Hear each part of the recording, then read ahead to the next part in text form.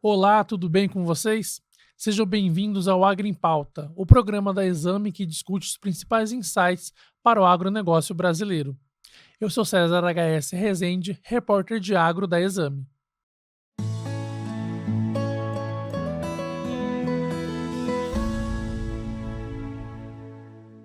No programa de hoje, a gente conversa com o novo CEO da 300, João Marcelo do Moncel. Depois de ocupar o cargo de CEO da companhia, ele assume a presidência da empresa em um cenário de juros altos, plano safra, super safra brasileira e guerra comercial. Olá, João, tudo bem com você?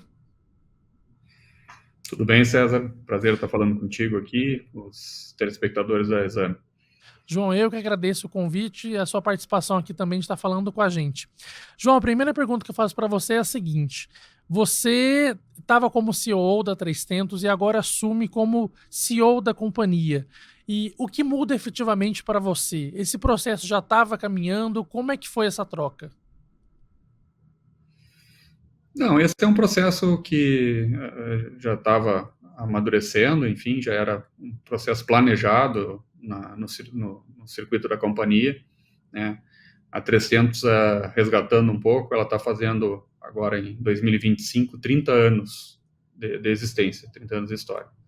Então, foi uma empresa fundada por mim e pelo meu irmão, Luiz Osório, né? Juntamente com o nosso pai, o João Osório, que nos apoiou aí desde o início na empresa, mas operacionalmente e executivamente sempre fomos eu e o Luiz Osório que conduzimos os negócios e estivemos à frente da 300. Essa caminhada nossa conjunta aí como fundadores e sócios e diretores, ela assim transcorreu, né, desde a fundação até o ano de 2020. Então, sempre com focos estabelecidos, assim, que nós tivemos, né, que é o Luiz Osório muito mais com foco administrativo, financeiro, pessoas, né, a parte de comércio internacional, e eu com foco mais comercial e operacional, né, mais foco no relacionamento com o produtor, na originação de grãos, na venda de insumos, né, na parte na parte operacional, depois que nós começamos os processos industriais também, com a parte industrial. Enfim, nós tocávamos a empresa nesse contexto. 2020, né, de novo, estou resgatando um pouquinho da história aqui, César. 2020, a empresa fez uma reconfiguração na governança, né, nós estabelecemos diretorias, né, e naquele momento o Osório assumiu como CEO e eu como COO, mas mantendo muito a nossa configuração original, né, que é os focos de trabalho que, como eu disse, nós tivemos desde o início da companhia, né.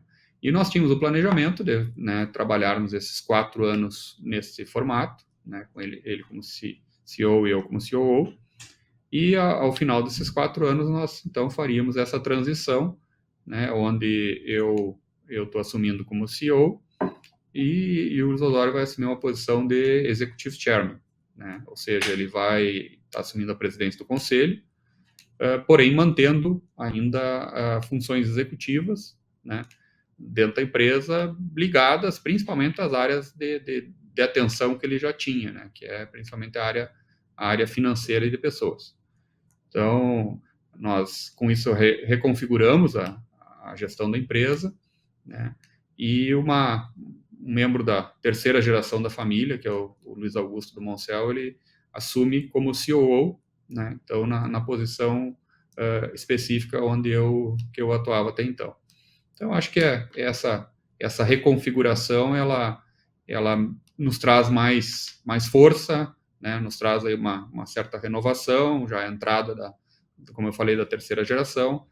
Então, né, é uma transição bastante pensada, planejada e tranquila que nós estamos fazendo aqui, com muito otimismo aí quanto à melhoria que a gente vai conseguir dar nos processos e suportando principalmente a 300 para o crescimento que ela já teve e tornando ainda, né, mais sólido aí os próximos passos aí que a gente pretende continuar dando no crescimento da companhia. Você falou uma palavra que eu acho interessante nesse contexto, que você assume para manter a força da 300, e aí você está falando disso em um cenário onde a gente tem juros altos, guerra comercial e super safra. E aí eu quero que você desenhe para a gente assim, como que a 300 está inserida nesse cenário. Porque a gente sabia que a presença do presidente Donald Trump traria alguns barulhos aí para os negócios, mas a gente tem visto que a cada semana é algo novo que ele está trazendo. Como que a 300 está inserida nesse cenário? Isso afeta vocês de alguma forma? E a gente também tem a nossa super safra. O Brasil vai colher uma safra recorde de grãos. Segundo a Conab, é de 330 milhões de toneladas de grãos aí. E aí a gente também, no mesmo tempo, a gente tem os juros altos com projeções de analistas dizendo que a Selic pode chegar a 15% até o final do ano. Então eu queria que você explicasse um pouquinho para a gente como é que a 300 está preparada para esse cenário de complexidade, porque a gente tem super safra, juros altos e também uma guerra comercial em curso. Não, sem dúvida que, ouvindo tu falar assim, dá um ufa. Tem bastante coisa na mesa.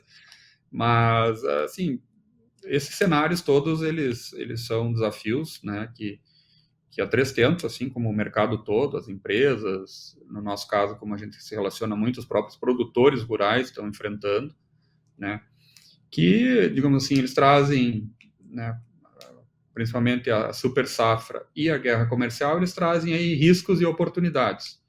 O juro alto, de fato, esse é um problema mais estrutural e que não tem lado, obviamente, não tem lado positivo nesse cenário.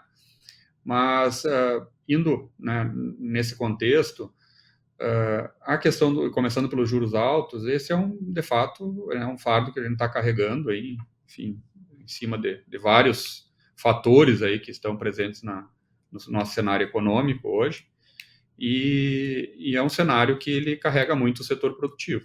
Então, né, como eu falei, as empresas, os produtores, né, que dependem de crédito, que precisam de um certo grau de alavancagem para tocar seus negócios, eles estão sofrendo. Obviamente que a gente está vendo aí esses juros aí corroendo, né, com bastante intensidade as margens.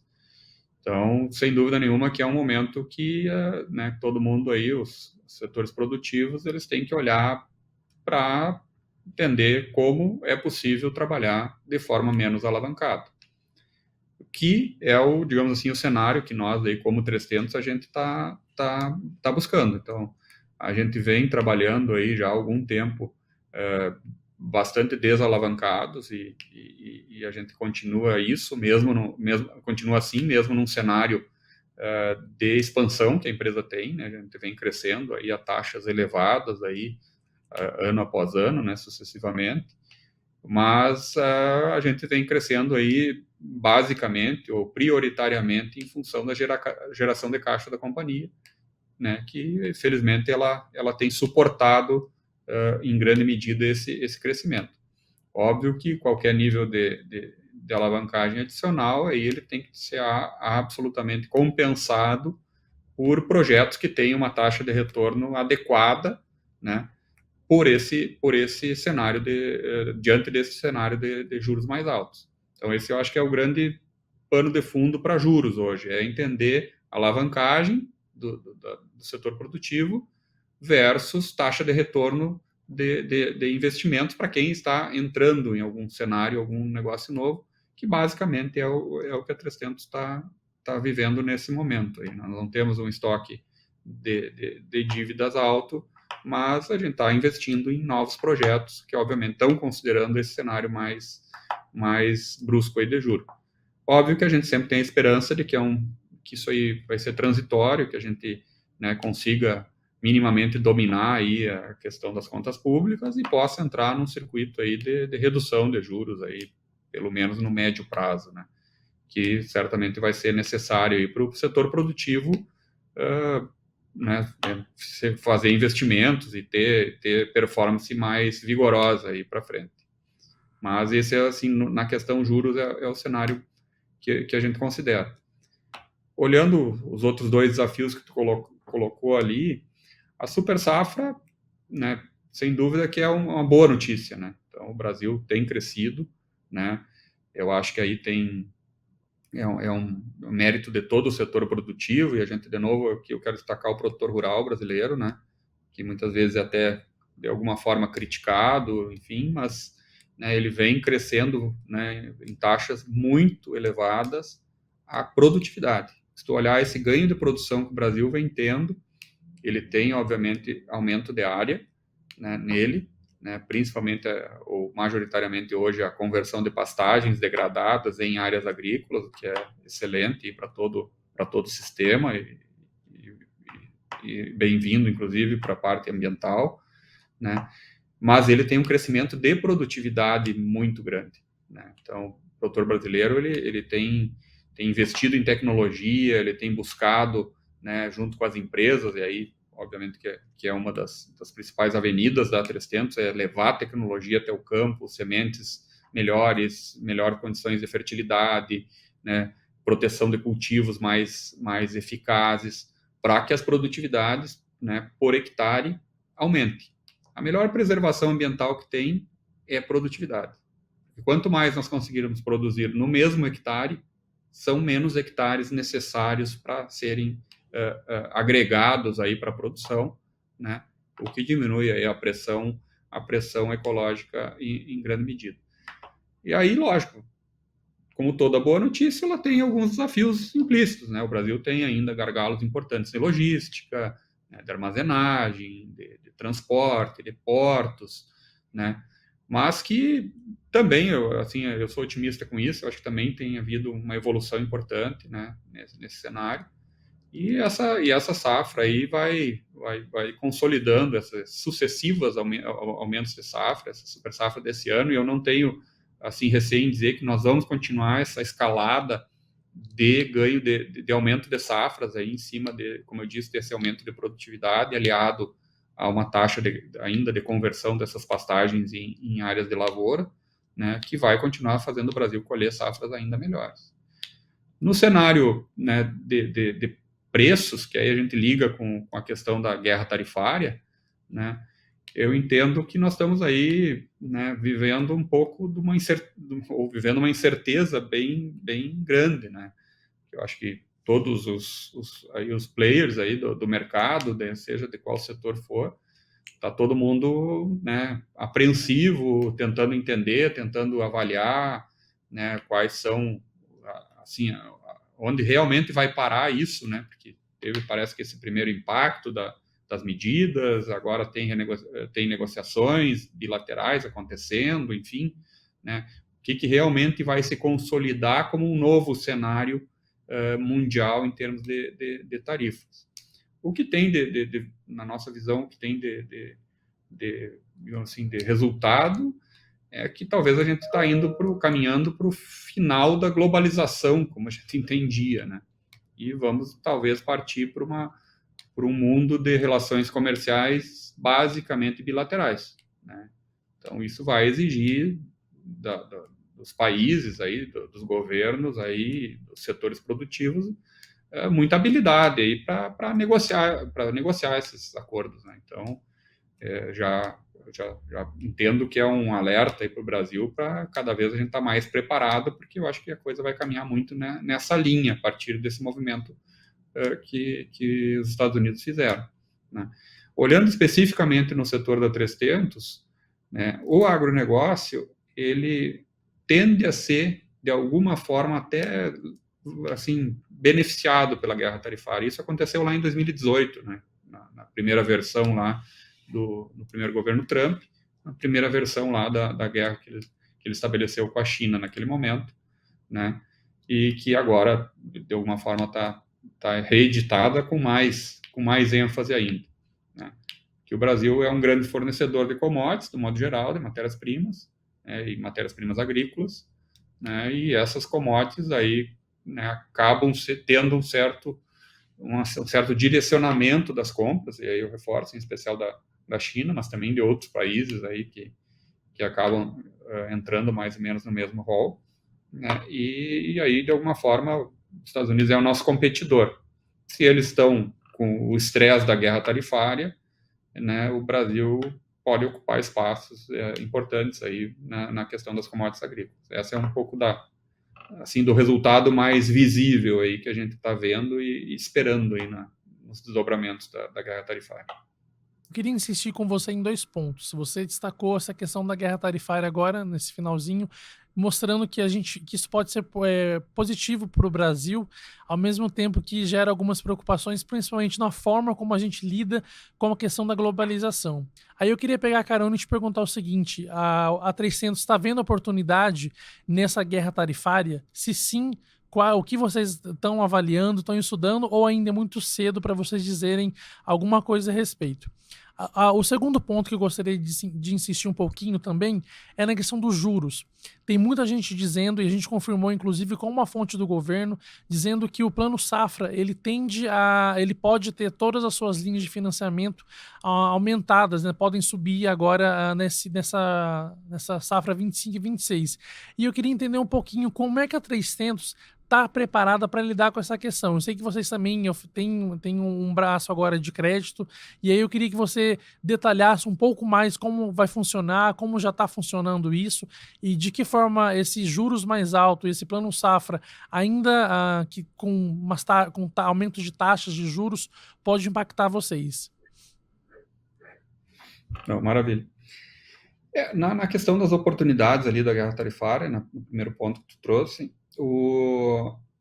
assim, estratégias específicas ainda não são traçadas. O que a gente já sente, né, de alguma forma, é um aumento de procura e de demanda que está tendo por parte de alguns compradores por produtos brasileiros, né?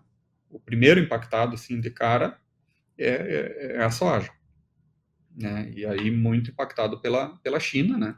Que é o nosso principal comprador da soja brasileira, que também compra soja americana, que direcionou, né, essa boa parte, ou uma parte considerável da parcela que eles compravam nos Estados Unidos, em aumentar compras do Brasil, né? Então, esse é um resultado já que está posto na mesa, né? Em termos de preço aqui do mercado, aí tem outros fatores, né? A própria super safra ela é um fator de pressão baixista, né?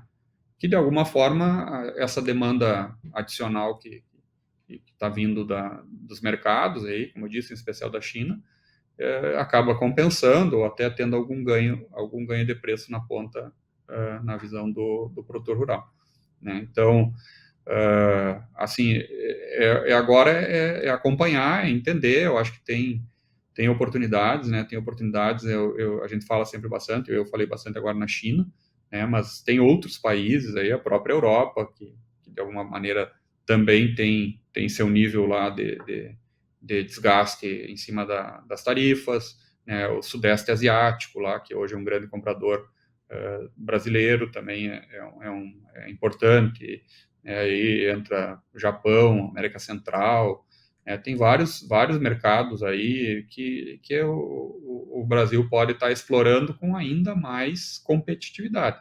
E no fim das contas, né, a guerra tarifária, ela de alguma forma, ela acaba sendo recíproca, né? Então, aplica uma taxa daqui, o outro país aplica uma taxa de volta, e à medida que o produto brasileiro não estiver taxado nesse destino, né, a gente acaba chegando com maior competitividade e tendo a preferência do comprador.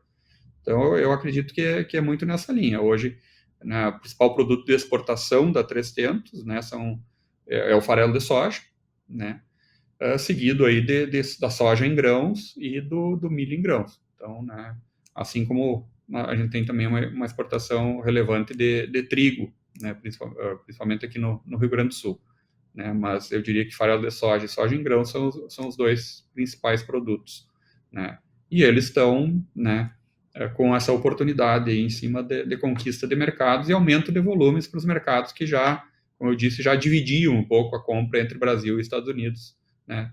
É importante, que eu acho que aí o Brasil tem condições de ocupar mais esse espaço, né. Na segunda questão do crédito agrícola, César, o plano safra, obviamente, que ele depende muito, né, porque o plano safra, o que é? É um plano onde o governo traz um volume de recurso disponível, né, mediante alguma condição especial frente ao que tem de juros de mercado, né? A nossa visão hoje é que o governo não tem muito espaço orçamentário para equalização de taxas, né? Então, a expectativa talvez seja um plano safra de bom volume de recursos, porém não de recursos baratos, né, ou competitivos, mais diretamente. E sim, talvez um volume maior de recursos a juros de mercado. E aí nós caímos lá na primeira conversa, na primeira parte da nossa conversa, que é essa taxa Selic, nessa volta dos 15%, aí é uma taxa bastante alta, né? Ela machuca muito a conta, né, de viabilidade dos cultivos.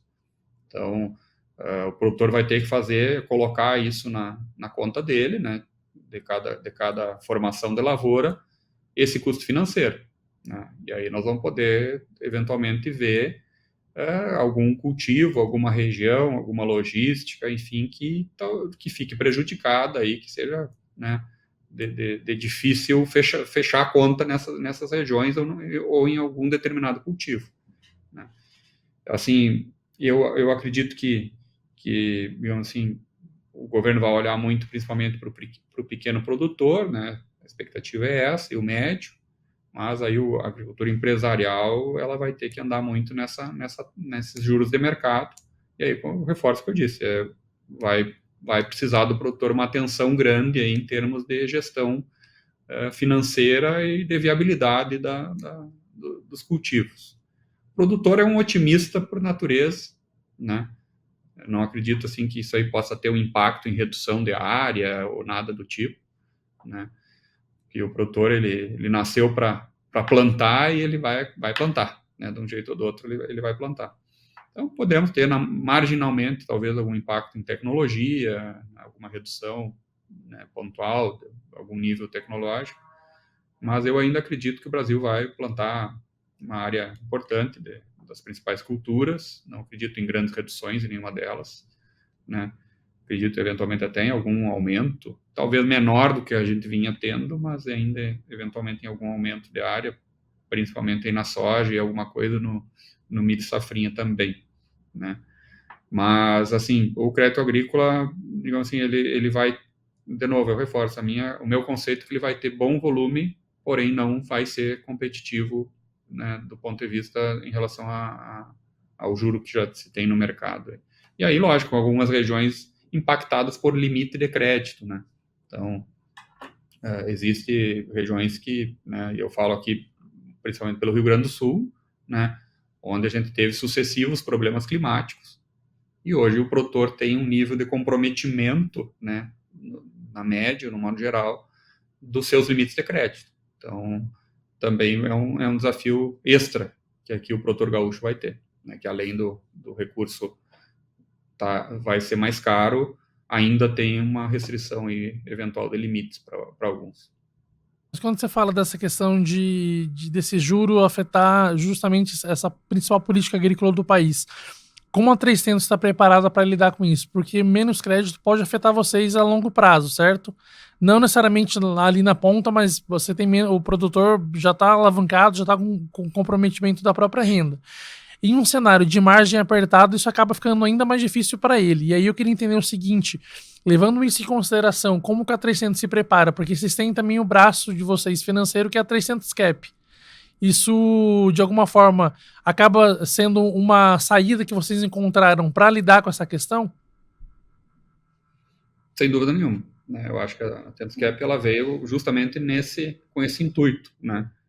Talvez a conjuntura, né, até foi mais, bem entre aspas, favorável a ela do que a gente talvez previsse no início, né? Mas assim, o que é a nossa forma, vamos dizer, de trazer captações mais competitivas, né? Ter um funding mais competitivo para nós estabelecer, né, junto com o crédito rural, que a Tantscap também atua, né, dentro do MCR, né, o Manual do Crédito Rural, né, com volumes, né, mas também trazer fundings mais competitivos aí para as operações de financiamento que a 300 faz. É um cenário, de novo, desafiador, né? É um cenário onde o modelo que a gente tem e acredita muito de estarmos muito próximos ao produtor, de termos essa intimidade com ele, entender assim a real operação dele. Então não é uma operação simplesmente de tu entregar recurso financeiro, nós entregamos insumos para ele, né? Que é o recurso financeiro em forma de insumos. Então, isso nos dá, digamos assim, como eu disse, uma proximidade, uma intimidade com o negócio do agricultor muito grande.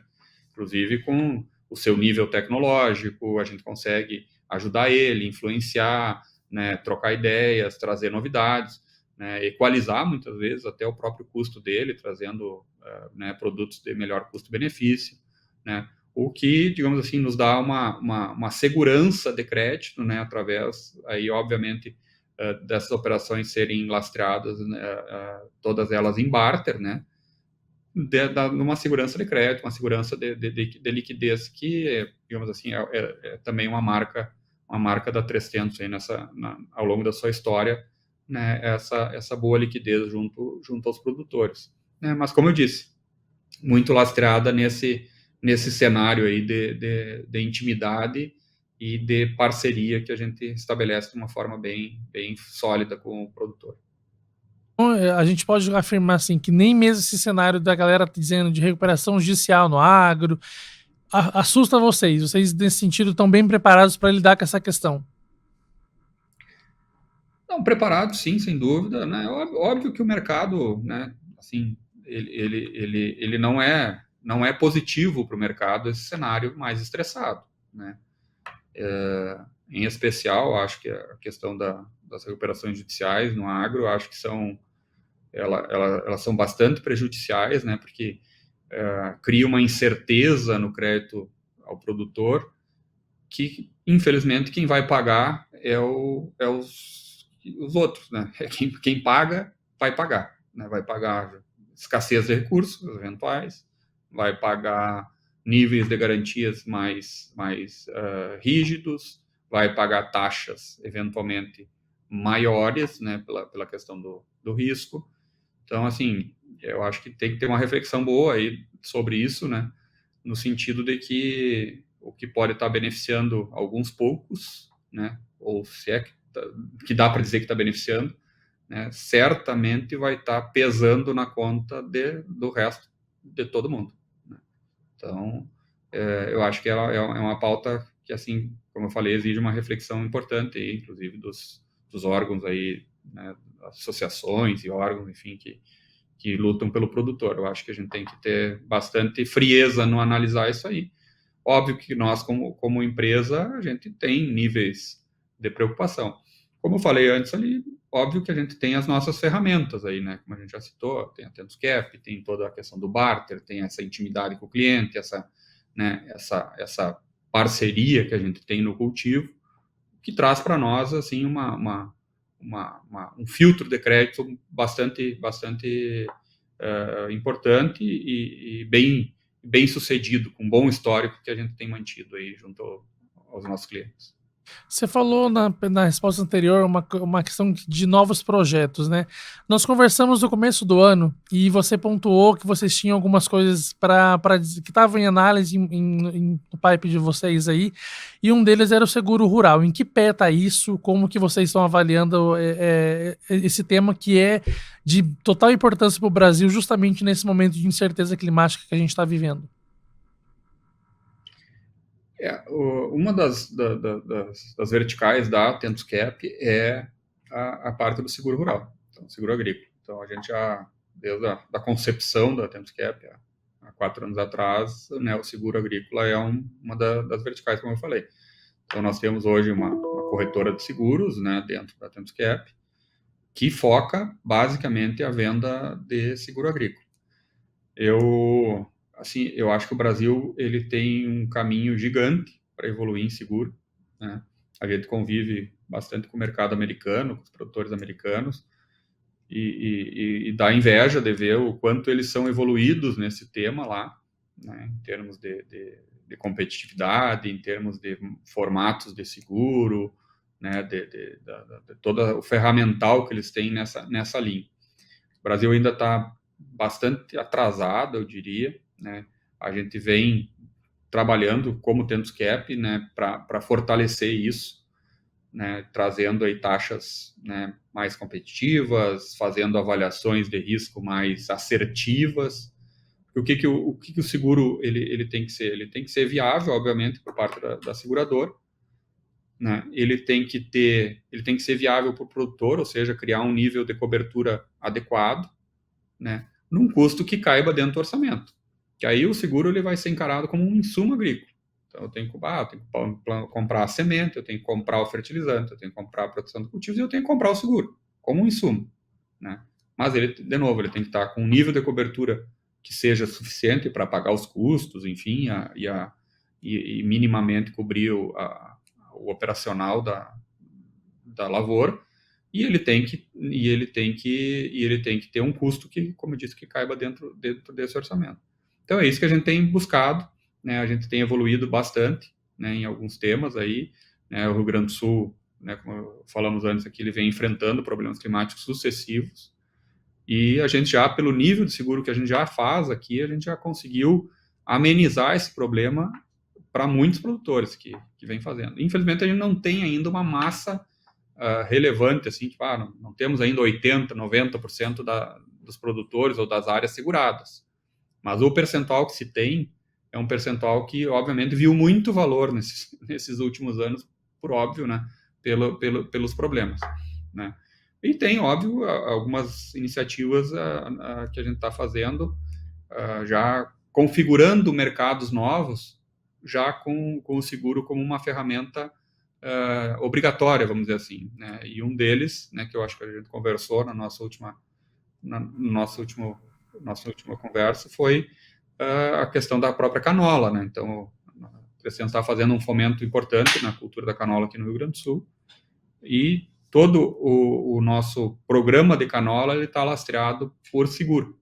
Então, toda a canola plantada, financiada pela 300, ela está sendo coberta por seguro agrícola. Então, acho que esse já é um mercado novo que a gente já está começando num formato diferente, onde o seguro faz parte, assim, importante já do formato e da implantação da lavoura. Você falou da canola, era a minha próxima pergunta, que eu já vou casar junto com o sorgo, que foi porque o anúncio do ano passado foram as duas commodities que você citou. Eu queria que você falasse um pouquinho em que pé está essa questão da produção de canola no Rio Grande do Sul. A gente já conversou e você já chegou a pontuar também que é a próxima grande aposta da 300, tanto na canola quanto no sorgo. Então eu queria que você contasse um pouco para a gente, quem está vendo também, em que pé está essa produção, o que você espera dela em relação a isso, e a questão do sorgo, o que você está enxergando nesse sentido de oportunidade para o Brasil, no momento em que a gente também aí tem soja e milho já consolidados, e agora a aposta de vocês está nessas duas outras commodities. Não, sem dúvida. Eu sou muito otimista com ambas, assim, né? Eu acho que, obviamente, que soja e milho continuarão sendo os carros-chefe, né, para a 300 e obviamente, para a agricultura brasileira. Eu não vejo esse cenário mudando. Mas eu vejo assim, ó, a canola é uma cultura de inverno, prioritariamente, né, uma cultura que se desenvolve nas estações mais frias do ano, né, e por isso ela tem uma adequação basicamente direcionada à região sul, e no nosso caso aqui, em especial, ao Rio Grande do Sul. Então, o Rio Grande do Sul, ele planta números redondos, ele planta 7 milhões de hectares de soja no verão e mais 1 milhão de hectares de milho, aproximadamente.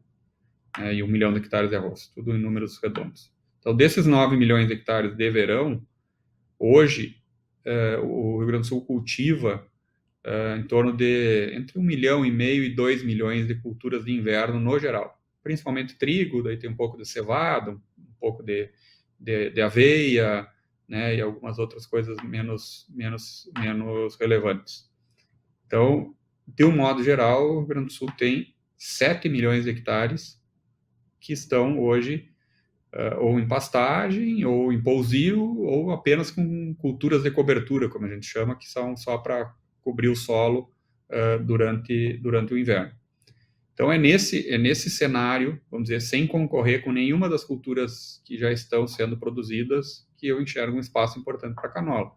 Obviamente que não 7 milhões de hectares, né? Porque vai ter algumas áreas que não, por umidade ou por algum outro motivo, não se adequam, mas eu enxergo aí que a canola tem condições de ocupar rapidamente aí uma área superior a 1 milhão de hectares, né, no Rio Grande do Sul. Esse ano já a gente estima que o estado já vai plantar próximo a 300 mil hectares, né, uma área que era 180 ano passado. Então nós vamos praticamente dobrar a área do estado em canola. E aí, pensando em 300 no projeto da canola, a canola ela tem uma produção de óleo por hectare importante, né? Então, ela compõe aí uma matéria-prima bem estratégica para a produção de biodiesel, no nosso caso. Então, né, ela, como eu disse, ela é uma cultura que complementa a soja e complementa o trigo, no caso, que não é para biocombustível, mas é uma cultura de inverno que convive na mesma estação. Mas, assim, ela traz uma perspectiva bem importante, eu acho que com vários cenários de ganha-ganha aí, né? Então, ganha o produtor, que tem uma alternativa a mais de cultivo, né? Ganha a economia como um todo, que vai ter uma movimentação ali onde hoje não está tendo, né? Desde toda a cadeia, né? Desde o frete, dos insumos, né? Das logísticas, né? Da oficina, da borracharia, enfim, todo o sistema se movimentando, né? E ganha a indústria, né, que vai ter uma matéria-prima adicional ao soja, onde, né, vai ser possível produzir óleo e desse óleo, né, ser direcionado para biodiesel. Então, eu sou extremamente otimista. E o sorgo, mais ou menos na mesma linha, só que o sorgo, aí sim, com foco muito mais centro-oeste, né, como uma cultura de safrinha, mas que também, no meu entendimento, não concorre com milho. Sorgo, ele tem uma tolerância maior, assim, ele precisa menos água, assim, resumindo, para fazer a lavoura.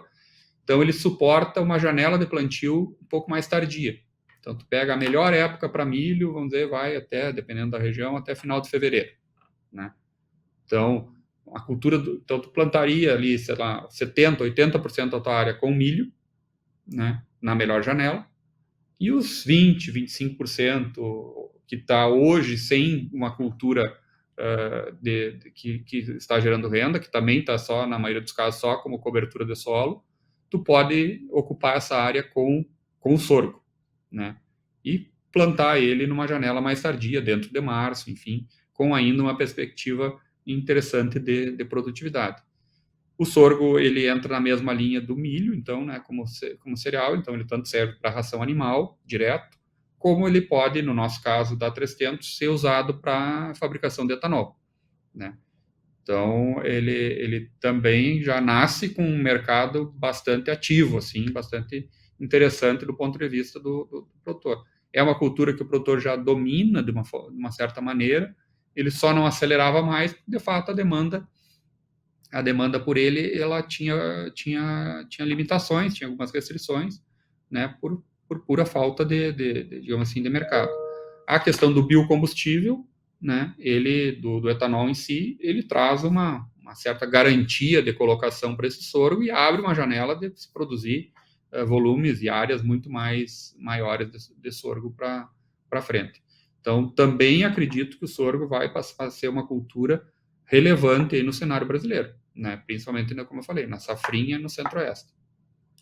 João, a gente já está caminhando ali para o nosso final e eu queria saber de você, se é que você pode dizer isso para a gente em primeira mão. Qual é a próxima? Você falou do sorgo, falou da canola, que são duas grandes apostas de vocês aí.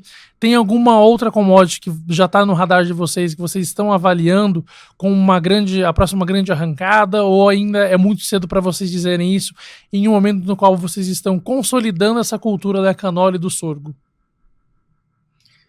Não, eu acredito que hoje o grande meta nossa é consolidar essas culturas, né?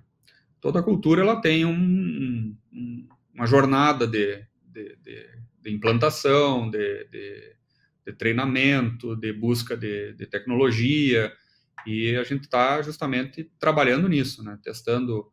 A 300 tem todo o nosso programa aqui nosso PDI, né, que é a nossa pesquisa, desenvolvimento e inovação, ela está bastante dedicada nessas duas culturas, né, avaliando sementes diferentes, né, tudo que se tem no mercado, o que não está no mercado, né, sistemas de cultivo, melhores épocas, melhores adubações. Então, a gente está fazendo um screening muito grande aqui da parte técnica, né, para estar evoluindo essas culturas aí nos próximos anos e ganhando produtividade. Eu acho que nós vamos ter além do ganho de área, nós vamos ter um ganho de produtividade importante nessas culturas à medida que a gente for refinando. Elas já estão dominadas, mas que a gente for refinando a tecnologia para sermos ainda mais efetivos e mais produtivos nelas, né? Então, acho que esse, sem dúvida, é a grande consolidação, né? Nós estamos pensando aí, especificamente com o 300 também, industrialmente, nós estamos com a indústria aqui de Ijuí, no Rio Grande do Sul, sendo ampliada e sendo adaptada também para trabalhar parte do ano com canola, né? Então, nós vamos trabalhar parte do ano com soja e parte do ano com canola, né? À medida que a gente for formando cada vez mais volume. E o projeto do etanol de milho, né, o etanol de cereais, né, reformulando, da 300, que é no Vale do Araguaia, em Porto Alegre do Norte, que está em fase final aí já de implantação, e a gente pretende aí no decorrer de 26 já ter o startup dessa indústria trabalhando com milho e já trabalhando desde o início também com sorgo, né? Então, ainda, obviamente, que os volumes de sorgo ainda não vão ser tão relevantes, mas a gente já conseguiu, nesse plantio de safrinha que está estabelecido, a gente já conseguiu aí uma área importante, assim, principalmente que cada produtor fosse tomando contato, plantando um pouco, né, para ele ir dentro da propriedade também aprendendo e desenvolvendo a tecnologia. Então, a gente entende que esses projetos industriais conectados a esse fomento e essa busca de tecnologia que nós estamos fazendo no campo, aí vai ser o grande, digamos assim, a grande alavanca aí dos próximos anos aí nessas duas culturas e no negócio da 300 como um todo. A hora que essas histórias estiverem prontas, procurem a gente vai fazer questão de contar aqui na Exame, viu? João, muito obrigado pela sua participação no Agro em Pauta.